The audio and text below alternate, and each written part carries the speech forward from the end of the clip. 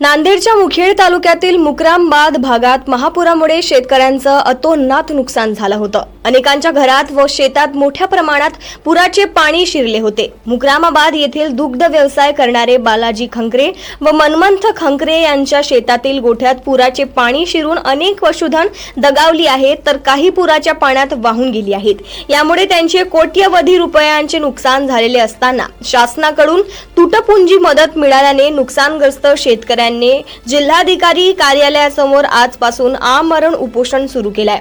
शासनाने तातडीने पंचनामे करून पशुपालकांना बाजारभावाप्रमाणे तात्काळ आर्थिक मदत करावी अशी मागणी बालाजी खंकरे यांनी केली।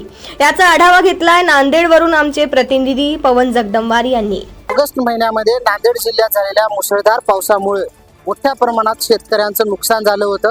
मुखेड तालुक्यातील मुक्रामबाद मध्ये जे आहे नदीचं पाणी जे एका शेतकऱ्याच्या शेतामध्ये शिरलं होतं आणि त्यानंतर त्यांचे जे दुधाळ जनावरे आहेत ती अक्षरशः मृत्युमुखी पडली होती आणि त्यांनी आज जिल्हाधिकारी कार्यालयासमोर आमरण उपोषण सुरू केलं आहे। नेमकं त्यांची काय मागणी आहे हे आपण जाणून घेणार आहोत। काय सांगाल मला, आज तुम्ही उपोषण सुरू करत आहेत, काय मागणी आहे तुमची शासनाकडे?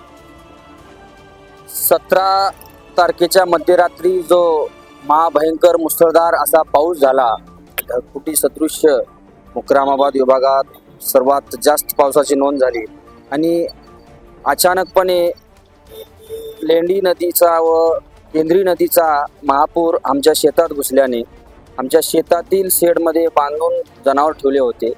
काही जनावरे पाण्याच्या प्रवाहाने पूर्णपणे वाहून गेले, काही जनावरे जागीच मृत्युमुखी पडले, गुदमरून मेले। किती जनावरे? माझे जनावरे 10 जनावरे जागीच मेले, 10 ते 12 जनावरे वाहून गेले। वाहून गेलेल्या जनावरांचा शासन स्तरावर अद्यापर्यंत पंचनामा झालेला नाही। त्याचा मोबदलाही दिला नाही। आम्हाला तुटपुंजी रक्कम अशी दिली, 37,500 एका दुधाळ म्हशीला दिले। जेणू आमची एक चेष्टा केलेली आहे सरकार मायबापांनी। आमचे 1.5 लाखाच्या म्हशी होत्या, हरियाणाच्या मुर्रा जातीच्या म्हशी आणलो होतो आम्ही। आमच्याकडे माझ्या शेडमध्ये 22 म्हशी होत्या। 22 पैकी 10 म्हशी जागीच मरून पडले, काही गायी वाहून गेले, काही जागीच मरून पडले। छोटे लहान जनावरे सुद्धा वाहून गेले। त्यात एकूण जनावरे जवळपास 25 ते 26 होते।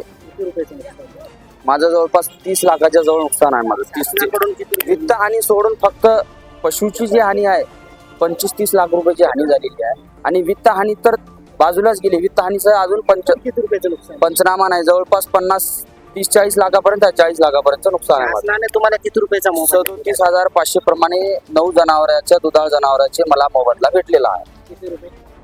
37,500 म्हणजे जवळपास 4.5 लाख रुपये भेटलेले आहेत। आता काय शासनाकडे?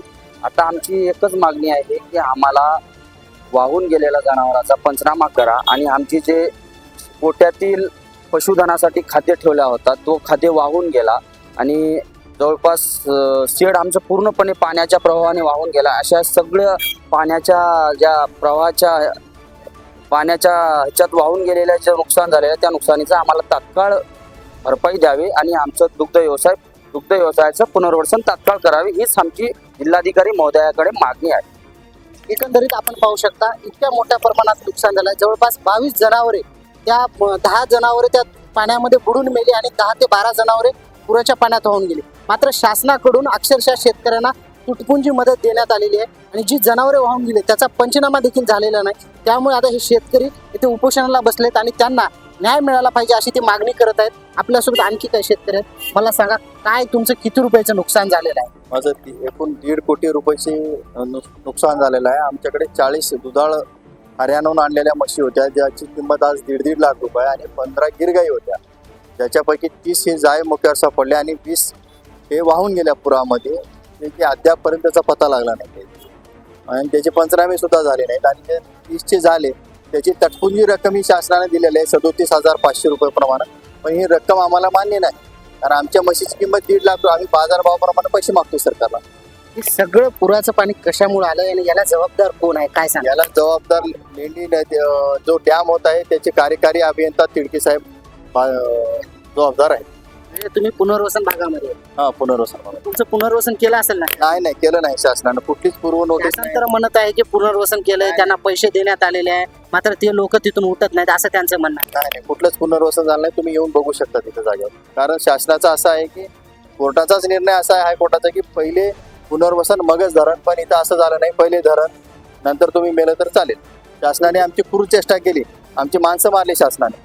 तुमच्या भागातले आमदार असतील किंवा इतरही काही राजकीय नेत्यांनी येऊन तुमच्या भागामध्ये भेटी दिल्या आहेत, त्यांनी काही मदत केलेली आहे का, किंवा ते शासनाकडे तुम्हाला मदत मिळावी म्हणून काही पाठपुरावा प्रयत्न करीत आहेत? आमच्याकडे सगळेजणच आले होते. आला की पालकमंत्री सुद्धा आले होते, आमदार साहेब 2 वेळेस आले होते.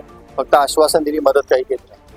फक्त जे विरोधी पक्ष नेते रावसाहेब दानवे होते, त्यांनी आम्हाला रोख 1 लाख रुपयाची मदत केली.